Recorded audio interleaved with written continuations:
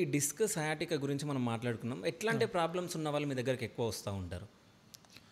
అంటే generally disc, ఈ sciatica problems ఉన్న పేషెంట్స్కి ఎట్లాంటి సమస్యలు ఉంటాయి అనుకుంటే, వాళ్ళు వచ్చి చెప్పడం, నాకు ఒక సైడ్ కాలు లాగేస్తుంది, నడవలేకపోతున్నాను.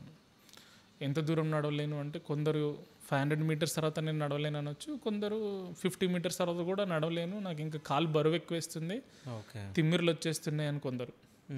కొందరికి ఏంటంటే పాదం అనేది పడిపోతుంది. ఓకే. ఎందుకంటే మన నరం మెయిన్ సప్లై చేసేది మన యాంకిల్ దగ్గర, పాదం పైకి కిందికి అనేది మడిమ దగ్గర.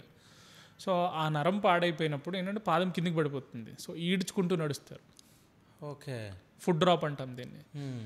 మరి కొందరు ఎలా ఉంటుందంటే, ఈ డిస్క్ అనేది చాలా ఎక్కువగా వెనక్కి వచ్చేసి అన్ని నరాలని కంప్రెస్ చేసేసిందంటే చాలా మేజర్ సమస్య. యూరిన్ కంట్రోల్ తప్పుతుంది. ఓకే. మోషన్ కంట్రోల్ తప్పుతుంది. మోషన్ కంట్రోల్ ఏంటంటే మీరు కాన్స్టిపేషన్ అంటే మోషన్ వెళ్ళరు. యూరిన్ సమస్యలు ఏంటంటే ఇవి పలు రకాలు. యూరిన్ సమస్యలు అనగానే నాకు యూరిన్ కంట్రోల్ బాగానే ఉంది అని అనుకుంటారు, కానీ దీంట్లో పలు రకాలు ఉంటాయి. ఒకటి, వచ్చినప్పుడు ఆపుకోలేకపోవడం.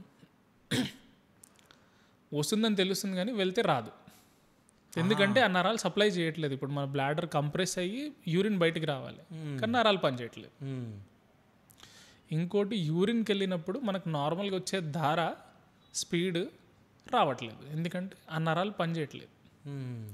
సో యూరిన్కి సంబంధించి పలు సమస్యలు ఉంటాయి. ఇవి కూడా డిస్క్ వల్ల అవ్వచ్చు. మగవాళ్ళల్లో మేజర్గా సెక్స్కి సంబంధించి కూడా ఇష్యూస్ రావచ్చు, ఎందుకంటే ఇవే నరాలు పురుషాంగానికి కూడా సప్లై చేస్తాయి. సో ముందులాగా సెక్స్ ఇప్పుడు చేయలేకపోవచ్చు. సో ఇది కూడా one of the major reasons. So sciatica, disc problem అంటే ఓన్లీ కాలు లాగుతుందని అనుకోకూడదు.